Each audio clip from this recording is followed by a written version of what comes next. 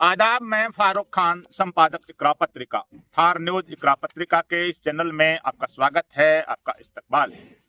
जैसा कि आपको मालूम है, थार न्यूज इकरा पत्रिका के चैनल पर वक्फ जायदाद सीरीज चलाई जा रही है। इसी वक्फ जायदाद सीरीज के सिलसिले में हम झुंझुनू आए हुए हैं और झुंझुनू शहर के पास में जो खिदरसर गांव है, उसी के कब्रिस्तान का ये एपिसोड है। इस एपिसोड को आप आखिर तक देखिए, इसको ज्यादा लाइक करें, शेयर करें, सब्सक्राइब करें, ताकि मुद्दा है वो ज्यादा से ज्यादा लोगों तक पहुंच सके। जब झुंझुनू शहर की बात आई तो झुंझुनू की स्थापना की बात आना भी जरूरी है। झुंझुनू रियासत जो कायम खानी रियासत थी, तत्कालीन कायम खानी रियासत, इसकी स्थापना 1444 ईस्वी में नवाब कायम खान साहब के बड़े साहबजादे नवाब मोहम्मद खान साहब ने की।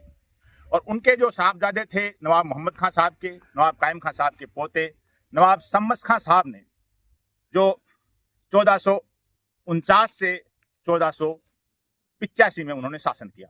नवाब शम्स खान साहब ने इस पूरे शहर का पूरा सामरिक दृष्टि से, जनहित की दृष्टि से पूरा सर्वांगीण विकास किया। इसमें किले, बावड़ी, ये तमाम चीज का निर्माण किया।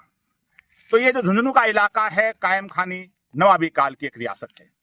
तो इसके अंदर कई वक्फ जायदाद हैं और उन्हीं वक्फ जायदाद के अंदर जो झुंझुनू शहर के पास में गांव है खिदरसर गांव, जो पुरा की ढाणी भी कहा जाता है। ये जो खिदरसर है, ये भी झुंझुनू के जो कायम खानी नवाब थे, नवाब खिदर खां साहब ने इस गांव को बसाया था। तो ये गांव झुंझुनू के पास में जयपुर रोड पे अब नगर परिषद झुंझुनू में शामिल है। इसी गांव के कब्रिस्तान में हम खड़े हैं, जिस कब्रिस्तान का जो मामला है, जो रेवेन्यू रिकॉर्ड का भी मामला है, वक्फ बोर्ड के मामले में भी, कि वक्फ बोर्ड भी इस मामले में कोई खास तवज्जो नहीं दे रहा है। और इस कब्रिस्तान के जो मुतवल्ली हैं अजीज खान साहब, वो हमारे साथ हैं। इनसे जानना चाहेंगे कि ये पूरा विवाद क्या है, इनकी डिमांड क्या है और कहाँ कहाँ गए, किस किस ट्रिब्यूनल में, कहाँ कोर्ट में, कहाँ कहाँ ये मामला चल रहा है। तो अजीज साहब, सबसे पहले आपका इस्तकबाल है। आप ये बताइए कि ये जो कब्रिस्तान है, ये आपका कितना बीघा है टोटल कब्रिस्तान? मैं सबसे पहले तो थार न्यूज़ का बहुत बहुत आभारी हूँ कि आप लोग यहाँ चल कर के आए और हमारी कब्रिस्तान के मामले में कुछ बोला या लिखा। अभी मैं यहाँ मुतवली 2015 से हूँ। तकरीबन 50 साल से की उम्र से मैं ये कब्रिस्तान का पूरा देखता आ रहा हूँ। ये हमारी कब्रिस्तान तकरीबन 6-6.5 बीघा में स्थित है। इसके चारों तरफ बाउंड्री वाल, तारबंदी है, सब कुछ? इसके चारों तरफ 4 द्वार भी है और तारबंदी भी है और डोला बाड़ भी है और बाकी हमारी पूरी कब्रिस्तान कवरेडिंग है। और 2004 में कमिश्नर नक्शे में भी ये आई हुई है। पूरी की पूरी कब्रिस्तान हमारे कब्रिस्तान में है और पूरी में हमारी कब्रिस्तान भी है। अच्छा, इसके अंदर ये जो आप बता रहे हो 6-6.5 बीघा जमीन है कब्रिस्तान की, तो इसका जो आप बता रहे थे कि इसका जो आवंटन का मामला, अलॉटमेंट का, वो क्या है, विवाद क्या है इसका? हमारी अलॉटमेंट पहले बूढ़े बडेरे लोग इसको आवंटन कराया था कि 6 बीघा ये आवंटन हो, लेकिन कुछ आदमी या कुछ ऑफिस में इसको 6 की बजाय 2 बीघा अलॉट किया या 10 बीघा अलॉट किया। लेकिन हमारे पास ये शुरू से ही तकरीबन 50-55 साल से हमारे कब्जे में है। ये 6-6.5 बीघा जमीन है और हमारे को सरपंच महोदय ने, करणी राम जी सरपंच है, उनके वालिद साहब थे माली राम सरपंच जी, उन्होंने ये जमीन हमको कब्रिस्तान के लिए दी थी। उसके बाद में ये अलॉटमेंट हुई कितनी नहीं, जिसके अंदर पूर्व साइड के अंदर ये दुकान पंचायत ने बनाई। उसके बाद में वक्फ बोर्ड के अंदर इसका केस मुकदमा भी चला, इनको तोड़ने के लिए आदेश भी हुए, लेकिन जो मौजूदा जो सरपंच है वो कभी स्टे लाते हैं, कभी कुछ है। लेकिन ये जमीन कब्रिस्तान की है, इसके पीछे भी कब्रिस्तान है। नहीं, ये जो दुकानें आप बता रहे हैं, ये इस साइड की दुकानें जो पीछे दिखाने की कोशिश कीजिए, ये पेड़ के पीछे दुकानें दिख रही है। ये कितनी दुकानें हैं टोटल? ये टोटल 10 दुकान है। पटवारी कभी 8 लिखता है, कभी कुछ लिखता है, लेकिन ये टोटल 10 दुकान। ये दुकानें बनाई किसने थी? सरपंच महोदय ने बनाई 2000 के अंदर। 2002। इनका जो ये किराए दे रखी हैं, जैसा आप कह रहे हैं, तो इनका जो किराया कौन लेता है? ये किराया जब 2000 के अंदर 10वें महीने से ही ये पंचायती एटीएम कोर्ट में जा करके उन लोगों को आवंटन किया है, जबकि इनका किराया पंचायत लेती है। वो जमीन जमीन आपके कब्रिस्तान की? जमीन कब्रिस्तान की है, रेवन्यू रिकॉर्ड में भी कब्रिस्तान है, और ये वैसे दिखाया भी गया कि ये कब्रिस्तान में 10 दुकान बन चुकी है। अच्छा, आप ये कह रहे थे कि इस मामले को लेकर के आप वक्फ बोर्ड में गए, वक्फ ट्रिब्यूनल में मामला चल रहा है, तो जो वक्फ बोर्ड में गए तो किस किस से मिले, कब मिले आप? वक्फ बोर्ड के अंदर मैं जज साहब से भी मिला, हमारे वकील साहब से भी मिला। 2009 से लेकर के 2016 तक इसका केस मुकदमा पूरा हुआ।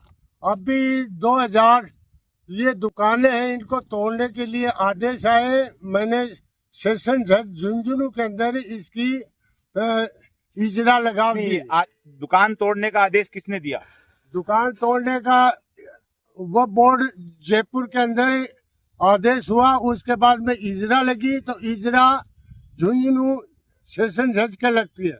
अब सेशन जज जो ही 2024 के अंदर इसको तोड़ने के आदेश देते हैं, तो सरपंच महोदय फिर दोबारा जाकर के इस पर स्टे लेकर के आते हैं। झुंझुनू जो जिला कोर्ट है उसने आदेश दिया दुकानों को तोड़ने के लिए आदेश दिया, तो 1 महीने के पहले ही उसने आदेश दिया, तो सरपंच महोदय जा करके फिर दोबारा स्टे लाते हैं। कि कहाँ लाए स्टे? कहाँ से? जयपुर से, और हाई कोर्ट से। हाई कोर्ट जयपुर से लेके आए, लेकिन जयपुर में यहाँ से कागज जयपुर चले गए, उसका कोई लेना देना ही नहीं है। ये जमीन कब्रिस्तान की है, कब्रिस्तान में ये दुकान बनी है। कलेक्टर तहसीलदार ने बताया कि ये दुकान कब्रिस्तान में बनी हुई है। अच्छा, आप कह रहे हो जो एसडीएम कोर्ट में आपका जो मामला चल रहा है इसको लेकर के, अभी वो जो मामला क्या है? अभी कुछ ही एसडीएम कोर्ट में भी चल रहा है कि 521 ही उन्होंने अलॉटमेंट नहीं किया था उस टाइम, लेकिन वक्फ बोर्ड के अंदर इसका बाकायदा लेटर आया है कि 521 में भी कब्रिस्तान है, दरगाह है, ईदगाह है, जनाजा नमाज का है, टंकी है, सब चीज है, यहाँ कब्रें भी है बहुत। तो वो एसडीएम कोर्ट में हमारा वो लगा हुआ है, केस लगा हुआ है। उसमें आप कह रहे थे कि एसडीएम कोर्ट में ऑर्डर हो गया है और तहसीलदार और पटवारी ने रिपोर्ट पेश नहीं की है। ऑर्डर हो चुका है, एसडीएम कोर्ट से ऑर्डर हो चुका है कि ये लेटर तहसीलदार के यहाँ से और पटवारी के यहाँ गया हुआ है। 12वें महीने की 9 तारीख को गया था, 12वें महीने की 22 तारीख थी, अभी तक 3 या 4 तारीख पड़ चुकी है, लेकिन पटवारी महोदय ने अभी तक वो लेटर तहसीलदार एसडीएम कोर्ट में नहीं भेजा। ये बात 1 दिसंबर की बता रहे हैं कि एसडीएम साहब का जो ऑर्डर है इसके अंदर, लेकिन तहसीलदार साहब पटवारी जी ने इन्होंने अभी तक 3-4 पेशियां पड़ चुकी हैं, लेकिन जो रिपोर्ट जो मौके मुआयने की बनाते हैं पटवारी साहब, वो रिपोर्ट न तो बनी है न पेश हुई है, न बनी है, न 2-4 बार हम मिले भी हैं पटवारी से, लेकिन वो कुछ बीमार था। अभी वो बोलता अभी भेजते हैं, लेकिन अभी तक कोई रिपोर्ट नहीं भेजेगा। अच्छा, ये जो आप वक्फ बोर्ड के चेयरमैन, क्योंकि आप बता रहे 2009 से आप ये कर रहे हो, तो वक्फ बोर्ड के चेयरमैन अगर देखें, अभी डॉक्टर खानू खां बुधवाली हैं, इनसे पहले अबू बकर नकवी भी चेयरमैन रहे, और उससे पहले आईजी लियाकत साहब ऋषि जिले के थे जो चेयरमैन रहे। इन सब चेयरमैन से आप मिले?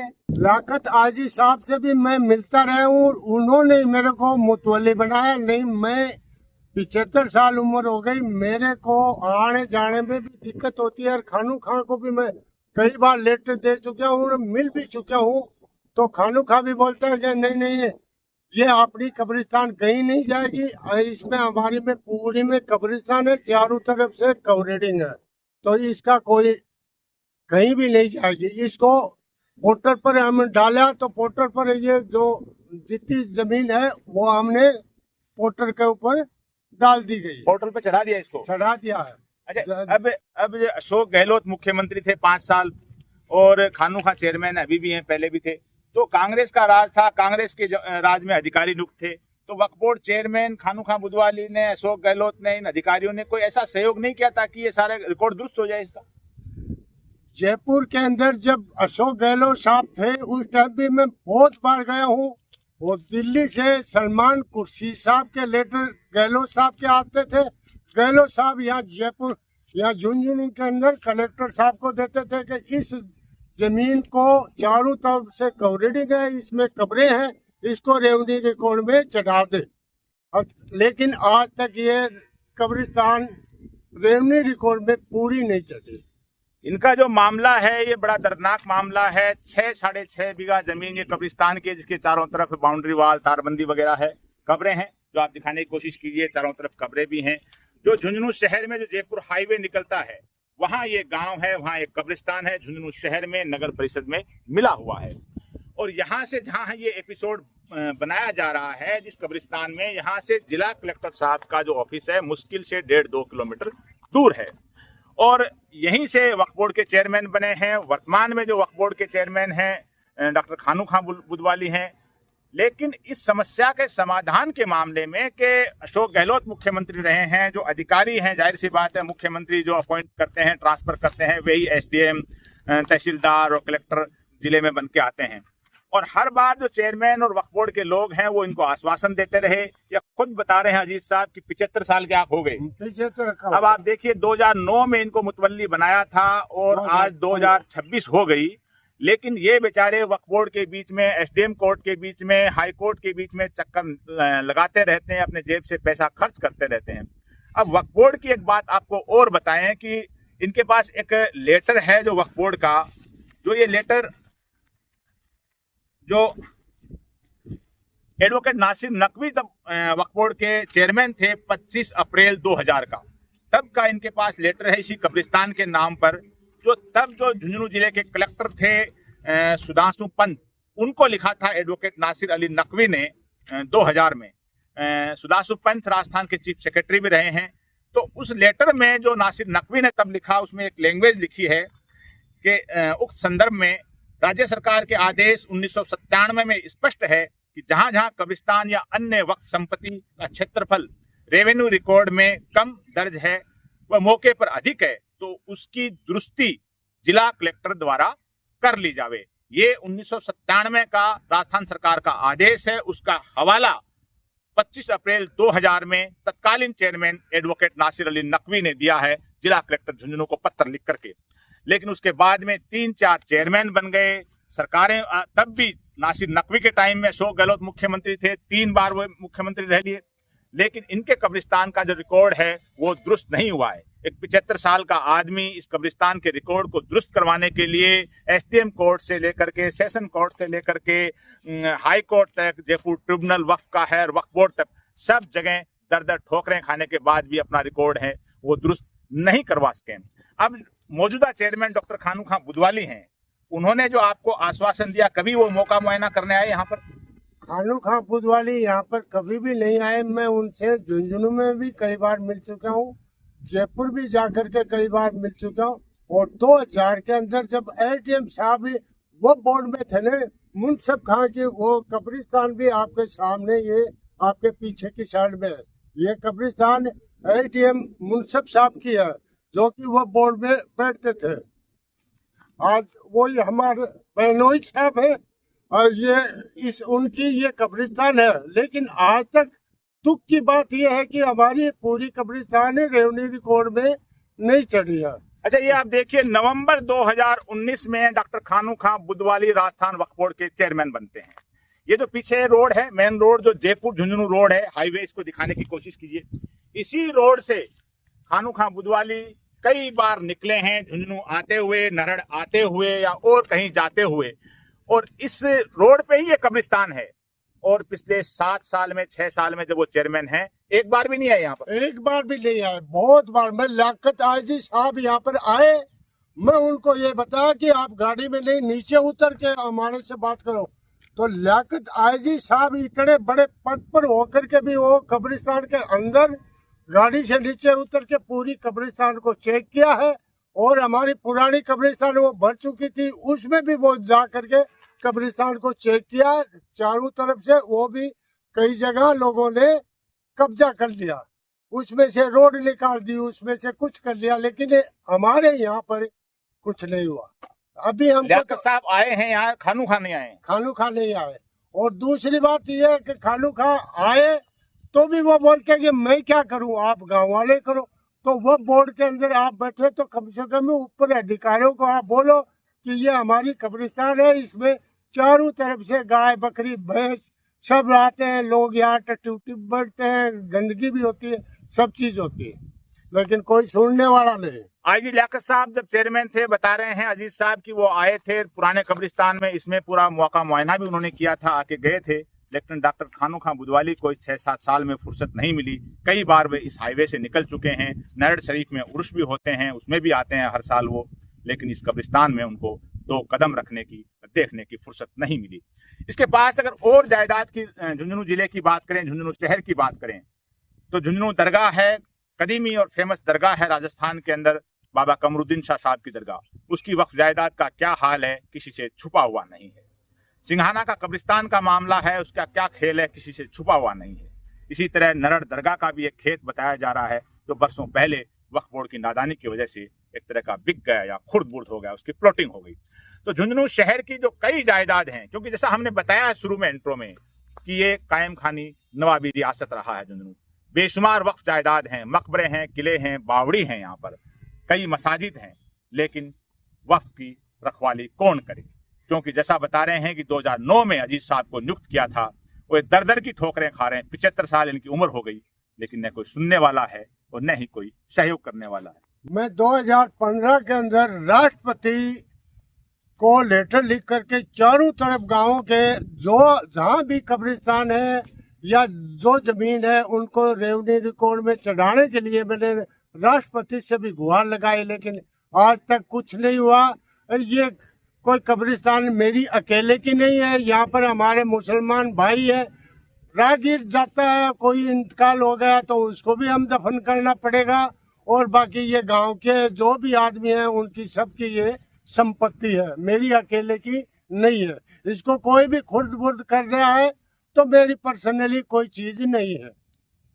हमारा एपिसोड वक्फ बोर्ड के सीईओ, वक्फ बोर्ड के चेयरमैन, वक्फ बोर्ड का कोई भी पदाधिकारी मेंबर देख रहा है, देखेगा, तो इस पे उम्मीद करते हैं कि एक्शन लेगा। झुंझुनू तहसीलदार हैं, इस इलाके के पटवारी हैं, एसडीएम हैं, जो भी पदाधिकारी हैं, स्थानीय जो प्रशासन के अधिकारी हैं, वो इस मामले को देख करके इसमें संज्ञान लें और ये जो एक बुजुर्ग लगे हुए हैं बरसों से, इसका रिकॉर्ड है वो दुरुस्त करें, ताकि एक बुजुर्ग को उम्र के इस पड़ाव में दर दर इस दफ्तर से उस दफ्तर, इस कोर्ट से उस कोर्ट ठोकरें नहीं खानी पड़े। हमारा आज का एपिसोड आपको कैसा लगा? अपने जो विचार हैं कमेंट बॉक्स में व्यक्त कीजिए, ताकि हम कोई और एपिसोड बनाएं इस संदर्भ का, तो आपके विचारों को उसमें शामिल कर सकें। आज के इस एपिसोड में बस इतना ही। जय हिंद, जय भारत।